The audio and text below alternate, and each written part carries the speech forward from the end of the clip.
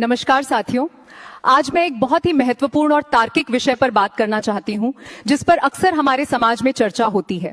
आजकल हर जगह जोर शोर से ये चलाया जा रहा है कि इस देश में ओबीसी, एससी और एसटी समाज की आबादी 90% है और सवर्ण समाज की गिनती केवल 10% है। चलिए एक पल के लिए इस आंकड़े को हम सच मान लेते हैं, लेकिन अगर हम इसे सच मानते हैं तो मेरे मन में सरकार और सिस्टम से कुछ सीधे और बहुत ही जायज सवाल उठते हैं। मेरा पहला सवाल है, अगर आप देश के 90% आबादी हैं, यानी आप इस देश के सबसे बड़े बहुसंख्यक हैं, तो आपको विशेष सुरक्षा की क्या आवश्यकता है? जब आप 90% हैं, तो फिर आपके लिए विशेष संरक्षण वाले कानून क्यों? 10% होने के नाते असली सुरक्षा की आवश्यकता तो हमें होनी चाहिए। मेरा दूसरा सवाल अल्पसंख्यक को लेकर।